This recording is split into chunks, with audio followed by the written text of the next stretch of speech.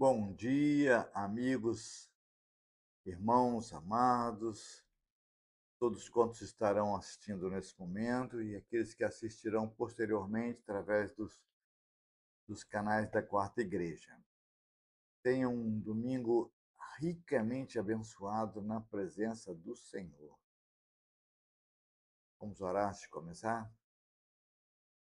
Pai querido, Pai amado, em nome de Jesus, ó Pai, nós viemos te rogar nesse momento, Senhor. Nos dê capacidade, Senhor. Orienta cada palavra, Senhor, para que seja aquilo que é a esperança de cada um que esteja ouvindo.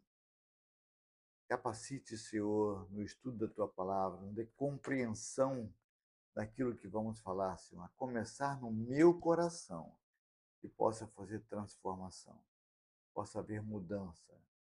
Deus amado, cada um dos irmãos que vamos assistir agora, possam entender, possam compreender a grandeza de Deus. E queremos te pedir, em nome de Jesus, que nos ajude em todos os momentos. Dá-nos uma vida abençoada. Eu quero colocar para os irmãos que a minha família é uma bênção e queremos ser também abençoadores. Unge, Senhor, a nossa vida, Senhor. Cuida, Senhor, dos nossos passos. É o que eu te peço, no nome de Jesus. Amém. Bom, nesse trimestre nós vamos estudar, tem um novo ciclo de estudo, né? Novo trimestre, começando com a restauração. Esse trimestre vamos estudar sobre a restauração. E baseada assim, nos livros de Esdras, Neemias e Esther. Mas antes vamos entender o contexto do exílio, né? Eles vão ser restaurados porque eles estavam exilados. Antes de falar então da restauração, nós precisamos entender a ruína. Devido à desobediência e idolatria, o povo de Judá foi cativo para a Babilônia por 70 anos. O templo foi destruído, os muros foram derrubados, o povo disperso e sem identidade. A esperança, baseada na promessa de Jeremias, no capítulo 29, verso 10, de que eles retornariam. Então, a restauração é um estudo pós-exílico nos livros de Esdras, Neemias e Esther. Lembre-se de uma coisa: restaurar não é apenas voltar ao que era antes, mas alinhar-se novamente ao propósito original de Deus. O período pós-exílico babilônico representa um dos momentos mais críticos e transformadores na história do povo de Israel. A transição de um reino eh, autônomo para uma província sob o domínio do Império Persa não foi apenas uma mudança política, mas um processo de profunda reconfiguração identitária e espiritual.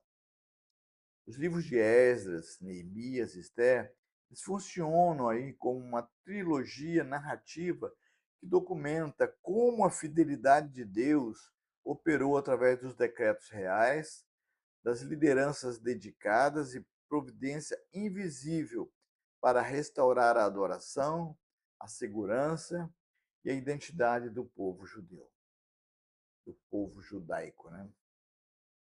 A restauração não pode ser compreendida sem o reconhecimento da tragédia que precedeu. Em 586 a.C., as forças babilônicas sob Nabucodonosor destruíram Jerusalém, queimaram o templo de Salomão e deportaram a elite da nação para as margens do rio da Babilônia. Esse exílio foi o julgamento divino sobre séculos de idolatria e infidelidade à aliança mosaica, conforme advertido exaustivamente pelos profetas, como estudamos no trimestre passado. Contudo, mesmo no julgamento, Deus preservou um remanescente e prometeu, através de Jeremias, que após 70 anos o povo retornaria à sua terra. Durante o período babilônico, a terra de Judá não ficou completamente desabitada. Foram retirados os líderes, os nobres, os oficiais militares e os profissionais especializados, como ferreiros e artífices, especificamente para evitar rebeliões organizadas. Os babilônicos deixaram para trás os mais pobres da terra, que nada tinham, para que cuidasse das vinhas e dos campos. Essa divisão social criou uma tensão que ainda persistia no retorno dos exilados décadas depois. No exílio, a ausência do templo forçou o surgimento da instituição da sinagoga, onde o foco da vida religiosa mudou do sacrifício ritual para o estudo sistemático das escrituras e oração. Essa mudança que preparou o caminho para o ministério de Esdras. A virada histórica aconteceu em 539 a.C., quando o Império Persa, liderado por Ciro, conquistou a Babilônia. Ao contrário dos assírios, os babilônicos, dos assírios e dos babilônicos, os persas adotaram uma política de tolerância religiosa e repatriação dos povos que haviam sido deslocados. Ciro, influenciado pela mão soberana de Deus, emitiu um decreto que não apenas permitia o retorno dos judeus, mas incentivava a reconstrução da casa do Senhor em Jerusalém. O processo de restauração ocorreu ao longo de mais de um século, dividido em 3 expedições principais, cada uma delas liderada por figuras com missões distintas e complementares. A primeira expedição aconteceu no ano de 538, 536 a.C. O líder principal dessa expedição era Zorobabel e Jesua. O rei persa era Ciro, né? E o registro, né, bíblico estava em Esdras de 1 a 6, que foi a reconstrução do altar e do templo. A segunda aconteceu em 458 a 457. O líder principal era Esdras. O rei persa era Artaxerxes I. Está em Esdras, capítulo 7 a 10, que foi a reforma espiritual e o ensino da lei. E a terceira expedição foi liderada por Neemias no ano de 444, 445, 445 a 444 a.C. O rei persa ainda era Artaxerxes I. Está em Neemias, capítulos de 1 a 13, foi a reconstrução dos muros e a reforma social. Então, a primeira expedição foi composta por quase 50 mil pessoas, que enfrentou o desafio de recomeçar do zero em uma cidade em ruína. O retorno não foi para um retorno de férias, mas para uma vida de adoração árdua e reconstrução. A prioridade imediata de Zorobabel, que era o governador, e Jesua, o sumo sacerdote, foi o altar, simbolizando que a reconciliação com Deus, através do sacrifício, é o fundamento de qualquer restauração verdadeira.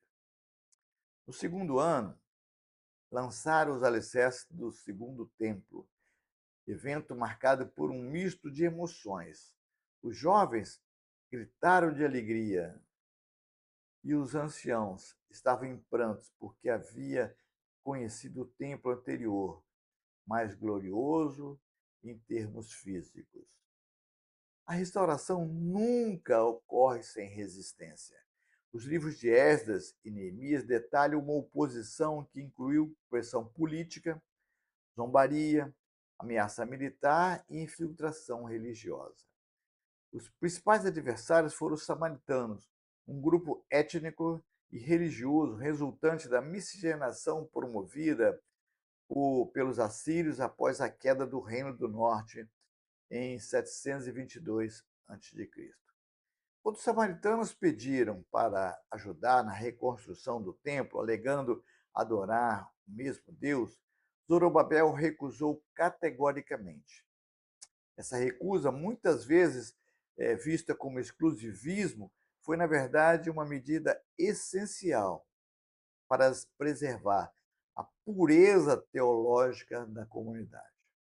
O culto dos samaritanos, que ministrava adoração a Jeová com práticas pagãs, teria corrompido a essência do monoteísmo judaico que o exílio visava purificar. Como represália, os adversários iniciaram uma campanha escrevendo cartas à corte persa para acusar os judeus, da rebelião histórica. O embargo resultante paralisou a obra por cerca de 20 anos, até que Deus levantou os profetas Ageu e Zacarias para confrontar a apatia do povo. Sob a influência profética e a confirmação do decreto original por Dario I, o templo foi construído em 515 a.C. Esse período ensina que a restauração física depende da obediência espiritual. O povo não pôde terminar o templo até que colocasse as prioridades de Deus acima do conforto pessoal das suas próprias casas decoradas. Situado cronologicamente entre o sexto e o sétimo capítulo de Esdras, o livro de Esther oferece uma perspectiva vital sobre a preservação divina daqueles judeus que permaneceram no Império Persa. Embora o nome de Deus não apareça explicitamente no texto, sua soberania é o motor invisível que guia cada coincidência narrativa. O conflito central entre Amã, o Agagita, e Mordecai, o Benjamita, remete a tensões ancestrais entre Israel e os Amalequitas. O plano de Amã para exterminar os judeus era um ataque direto à linhagem através da qual o Messias viria. A ascensão de Esther ao trono e a lealdade de Mordecai ao denunciar uma conspiração contra o rei Xerxes, que era Assuero, são exemplos da providência de Deus preparando o livramento antes mesmo de a crise surgir. A famosa exortação de Mordecai a Esther: quem sabe para tal momento como esse você chegou à posição de rainha. Está lá em Esther 4:14. Mostra que Deus posiciona seus propósitos muito antes, né? Proporciona seus servos em esferas específicas de influência não para o seu próprio benefício, mas para o cumprimento dos seus propósitos redentores. A coragem de Esther em jejuar e enfrentar o rei sem ser chamado demonstra que a fé na providência não anula a necessidade de ação corajosa. Pelo contrário, dá fundamento a ela.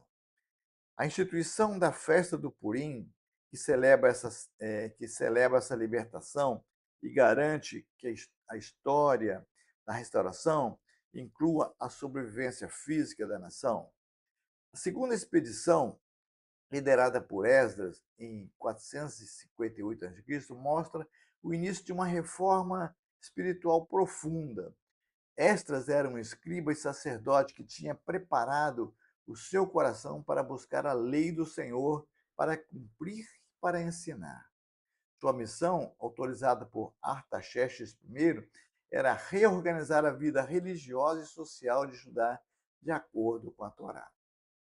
Ao chegar em Jerusalém, Esdras encontrou uma comunidade em crise ética, especialmente no que diz respeito aos casamentos mistos com mulheres estrangeiras. Para Esdras, isso não era apenas uma questão de pureza étnica, mas de integridade espiritual. O problema do desvio religioso, da desobediência ao Senhor, que levou ao exílio estava se infiltrando novamente através das alianças matrimoniais. A resposta de Esdras foi o lamento e a oração pública, o que provocou um avivamento de arrependimento no povo. Ele promoveu uma faxina ética, pedindo veementemente aos judeus a se separarem das práticas pagãs e a renovarem seu compromisso com a aliança divina. O papel de Esdras como escriba foi fundamental para estabelecer o povo judeu como comunidade do livro, onde a identidade era mantida pela adesão rigorosa à lei de Deus. A terceira expedição aconteceu em 445 a.C. e foi liderada por Neemias, o copeiro do rei. Ao saber que os muros de Jerusalém estavam em ruínas, Neemias demonstrou uma liderança exemplar que combinava oração intensa com planejamento estratégico. Sua visão transpunha a visão entre o sagrado e o secular. Para Neemias, reconstruir os muros era um ato tão importante quanto reconstruir o templo, pois garantia a segurança e a dignidade do povo de Deus. A reconstrução foi concluída em impressionantes 52 dias, apesar da oposição de Sambalate e Tobias. Neemias organizou o povo para que trabalhasse com uma mão na ferramenta e a outra na arma, simbolizando a vigilância necessária na obra da reconstrução. Contudo, o maior desafio de Neemias não foi externo, mas interno: a exploração econômica dos pobres pelos judeus ricos. Neemias confrontou a nobreza, exigindo o fim da usura e a restituição de terras, demonstrando que a restauração externa, os muros, é vã se não for acompanhada pela justiça social interna. Neemias nos ensina que a fé não exclui o planejamento e o trabalho duro, a oração e a ação. Neemias chora e ora, mas também pede cartas ao rei, organiza equipes de trabalho, vivendo e vencendo a oposição. Tobias e Sambalate representam as vozes externas que tentam nos paralisar. A resposta de Neemias: estou fazendo uma grande obra, de modo que não poderei descer. Está em Neemias 6, verso 3. E mãos à obra, né? Cada um reparou o muro defronte da sua casa. A restauração comunitária depende da responsabilidade individual. Após a conclusão das muralhas, Esdras e Neemias trabalharam juntos em uma grande Assembleia Nacional. Daí está lá em Neemias 8. Esdras leu a lei para o povo, que ouviu com reverência em pé. Esse momento da leitura pública, exortação, explicação e resposta emocional do povo, é o modelo bíblico de avivamento. A palavra de Deus exposta gera compreensão.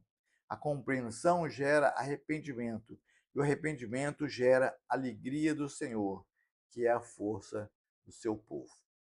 Um elemento essencial para o estudo desse estudo da cronologia é a conexão entre os decretos persas e as profecias das 70 semanas. Lá em Daniel, capítulo 9, versos 24 e 27. Essa profecia fornece o cronograma divino para a vinda do Messias, incluindo a contagem a partir de um decreto específico para restaurar e edificar Jerusalém. Existem 4 decretos principais citados no livro de Esdras e Neemias. O primeiro decreto foi em 538 a.C., por Ciro, que decretou o retorno inicial e o foco no templo. O segundo decreto foi de Dario, em 520 a.C., Dario I, confirmação e financiamento do templo. Além de permitir, ele ainda financiou a construção do templo. E em 557 a.C., Artaxerxes I, né, como é, promoveu, né, a restauração da autonomia legal, autonomia religiosa também. Em 545 a.C., Artaxerxes II, né, autorizou para reconstruir muros e ruas, né? Eu li que muitos estudiosos da palavra identificam o decreto de 457 a.C., e está lá em Esdras 7, ou de 445 a.C., em Neemias 2, como ponto de partida profético. O decreto a Neemias é particularmente relevante por mencionar explicitamente a reconstrução física da cidade, então as muralhas e ruas, conforme predito em Daniel 9:25. Aplicando o cálculo profético de anos, 360 dias por ano, a contagem de 483 anos, 69 semanas, a partir de 445, culmina precisamente no período do ministério terrestre de Cristo, conectando a restauração pós-exílica diretamente à redenção messiânica. Isso eu li esses dias preparando essa mensagem dessa lição.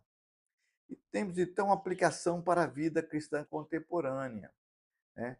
Análise dos livros de Esdras, Neemias e Esther revelam tendências permanentes no agir de Deus com seu povo.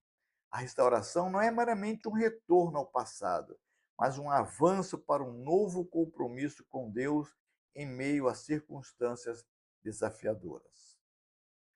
Restauração. A restauração espiritual, lá em Esdras, e a restauração material em Neemias são inseparáveis. Uma igreja que foca apenas no prédio negligencia a alma. Uma que foca apenas no espiritual, sem cuidar da estrutura social e física, negligencia sua situação no mundo. Essas são as explicações para a vida cristã da nossa época contemporânea. Adoração, né? O trabalho árduo dos pedreiros, porteiros e soldados na reconstrução de Jerusalém foi santificado pelo propósito divino. Isso ensina que o trabalho cotidiano dos cristãos é uma extensão de seu ministério sacerdotal. Perseverança diante da dificuldade.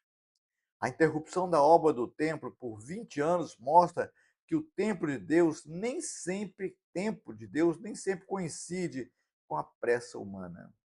A perseverança consiste em manter a fé mesmo quando os decretos terrenos parecem contrários às propostas e às promessas divinas. A identidade em um muro de diversidade, um mundo, né, que estava diversificado. Esther e Mordecai viveram uma cultura persa cosmopolita, mas mantiveram a sua identidade central. A restauração envolve saber quem somos em Deus, mesmo quando estamos sob domínio ou influência de sistemas seculares. A alegria do Senhor é o resultado de uma vida alinhada com as Escrituras e não apenas de circunstâncias favoráveis. A mensagem final deve ser de esperança. Deus é o Deus dos novos começos, capaz de transformar ruínas em habitações de sua glória e corações endurecidos em servos da sua palavra. A restauração descrita por Esdras, Neemias e Esther preparou o terreno físico e espiritual para o Novo Testamento.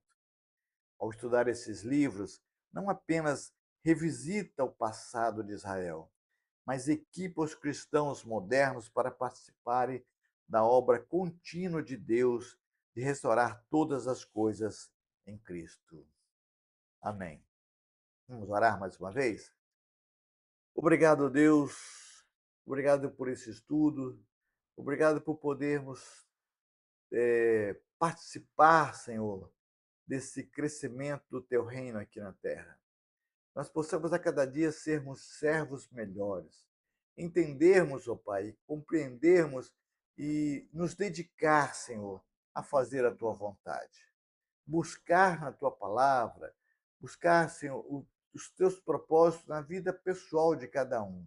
E assim fazermos e praticarmos o nosso ministério terreno. Pai, que nós sejamos ricamente abençoados com esta palavra. A começar em mim, o meu coração está alegre, que todos os corações que ouviram, que ouvirão posteriormente, possam se encontrar nessa mesma situação, de alegria diante do Senhor. Saber que somos participantes, somos coparticipantes do crescimento do teu reino aqui nesse lugar. Ensina-nos a cada dia, Senhor. Perdoa as nossas limitações. Dá-nos força, Senhor, para seguirmos em frente nos propósitos que tu tens em cada vida. É o que eu te peço, te agradeço, no nome de Jesus. Amém.